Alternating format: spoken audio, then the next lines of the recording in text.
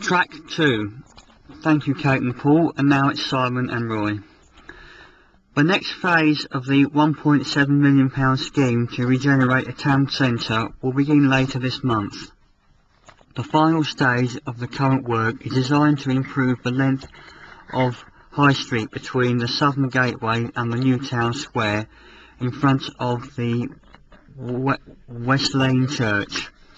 The contractors have said that the work will begin on Monday, June the 27th, and is expected to take about 22 weeks to complete, so it will be finished before Christmas. Ruston Chamber of Trade Chairman Adrian House of PW House Jewellers said, "I'm sure the overall project will be fine, and I think people are happy the High Street is being improved, but the main feedback is people are disappointed the finishing touches haven't been completed on the earlier stages yet." The other concern for most of the traders is the work will be finished before the end of November, so the road will be opened in time for the Christmas period. Some traders are nervous about the work beginning. Elaine Buckby, who owns Miss B's Sandwiches Emporium, said, "I'm not looking forward to the work starting because this summer is our busiest period, so any disruption won't be good for us. I hope there will be enough space left outside our shop so people can see we're open and that our deliveries will be able to get through.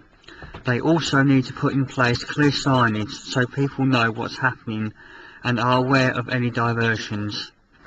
The work will include new paving details to highlight buildings of interest, a reduction of street clutter and an assessment of street furniture needs and simplified parking and loading arrangements. The road will be closed to traffic in sections during this period, except for access for delivery vehicles. There will be full pedestrian access at all times to shops and businesses, and car parking is available in the nearby free car parks. The bus stop will be relocated to the top of the College Street as part of the improvement scheme. The contractors have pledged to keep any disruption to a minimum." Construction work has begun on a £4.2 million project to merge two schools. Diggers have opened up a large hole along the embankment in John Clark Way, Rushton, to create a new road and parents' car park at Denfield Park Primary School. It is the first stage of work on the former Denfield Park Junior School site, which is in the process of merging with Hayway Infant School and took on the name of Denfield Park Primary School on April the 1st. Primary School Deputy Head Teacher Adrian Reist said, "I am as excited as any of the children about this because it's a great opportunity for us to have a school which will cater for children aged from 3 to 11. The new access and car park for parents will mean our existing entrance off Victoria Road will only be used by staff in the future, which will cut down on vehicle movements in that area and make things better for residents there. Calls have already been made for the new access road to be named after Denfield's much-loved former head teacher Bob Whitworth, who died at the beginning of the year. The project will also lead to the creation of a new school hall and new classrooms, and the existing classrooms will be refurbished.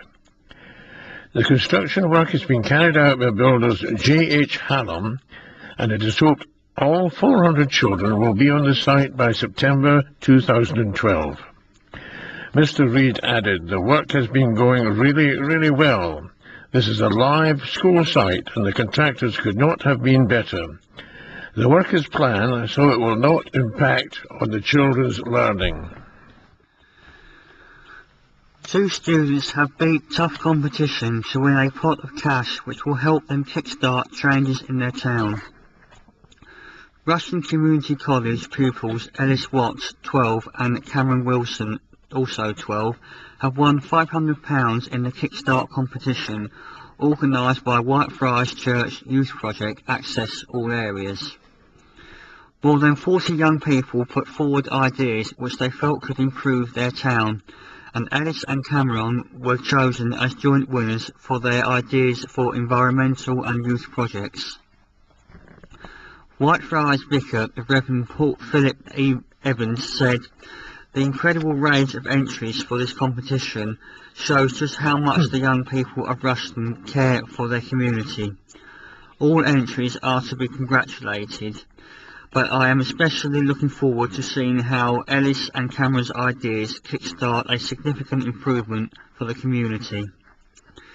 Cameron said he would like to see the money spent on a community clean-up day and litter picking, and was particularly keen to see projects carried out in the parks. Ellis wants to organise a day of activities for young people in the Newton Road area of Rushden. Members of the church will meet Cameron and Ellis in a month to discuss with them how the £500 should be spent on their ideas. The two award winners also took home personal prizes of hampers filled with vouchers and other goodies.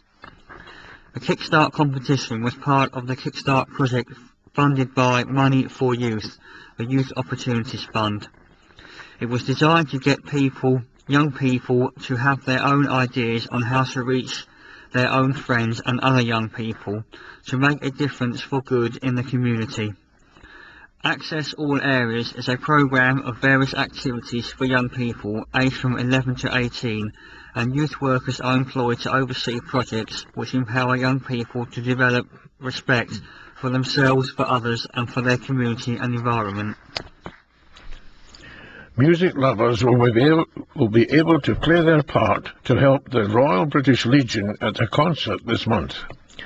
The next Music in the Park concert, organised by Rushden Town Council, will be a special event, as it will include an opportunity for people to raise funds for the charity, which is celebrating its 90th anniversary. During the free concert at Rushden Hall Park, Rushden's new Mayor Janet Pinnock and other volunteers will be offering cakes to concert goers in the venue's walled garden. Councillor Pinnock said Music in the Park concerts are very popular with the people who remember the bands playing at the old bandstand. It's a bit of nostalgia for them, but we also get families coming along too. At this concert we wanted to do something special for the Royal British Legion, as across the country it will be holding its great poppy party to mark its 90th anniversary. All the proceeds we receive for the cakes will be greatly appreciated and will go to the charity. A lot of people support the Royal British Legion in Rushden. It doesn't just support the families of servicemen and women from years ago. It is ongoing and actively supports the current families and is looking ahead to the future. The concert will be called the Thank You for the Music Tea Party and will feature the Ron's Temperance Band. It will take place from 3 p.m. to 5 p.m. on June 12. Visitors are advised to take along their own seating. The Royal British Legion Rushden branch will hold its own poppy party on June 11. Good neighbours, charity fundraisers, brave individuals who have overcome adversity. We want to hear about those unsung heroes who are the pride of the county. Now is your chance to honour those community heroes who selflessly give their time to help others. We are inviting nominations for the 2011 Pride in Northamptonshire Awards, which honour people who strive to make life in their county better. Evening Telegraph Deputy Editor Neil Pickford said, "They are the ordinary people out there doing extraordinary things to make life better for others. They are the people who care for others without a thought for themselves. They are the public servants who go above and beyond the call of duty. They are the neighbours who make a street or village a community. They might not seek the limelight, but they deserve to be heard about because they are the shining examples that make us proud to live in Northamptonshire. Many work behind the scenes in communities and organisations, never seeking praise or payment for the efforts they make on behalf of others. They are Northamptonshire's unsung heroes, without whom all our lives would be very different. The nominees will be invited to an awards ceremony at Whitstead Park in Kettering on October the 7th. This year there will be 11 award categories. Awards include the Excellence in Public Service Award, which honours people who go the extra mile to help others. The Our Young Achievers Award, which will recognise young people's contributions to our community. The Care in the Community Award, which celebrates those who care for others, and the Friendly Neighbour of the Year Award. There is also an award for outstanding examples of bravery, which will pay tribute to those who have courageously done something for others, and an award for the fundraiser of the year. Mr. Pickford said, "Tell us who makes you proud to live in Northamptonshire."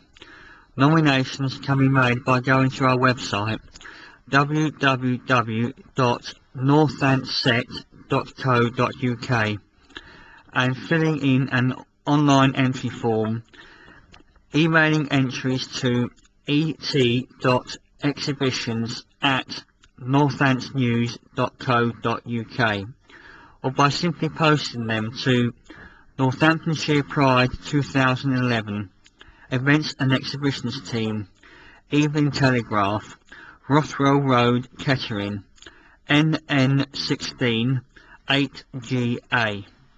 The closing date for entries is September the 16th. More details are given on the form on the right. A team of 30 people spent a day carrying out a litter pick in a village. As part of their work, a large rubbish bin full of litter was removed from a village park in Urchester, following a clean-up operation by a team carrying out their community service last week. Jane Kerman, who helped organise yesterday's clean-up, said, "About 30 people spent the day cleaning and litter picking. They did very well." The clean-up comes after the village green in the village was left in a bad condition, with greenery removed and rubbish exposed by a team of people carrying out their community service, as reported in the Evening Telegraph on Saturday. Councillor Tim Maguire, who organised yesterday's village litter pick, said he started clearing the rubbish from the village green on Friday because it couldn't wait until yesterday.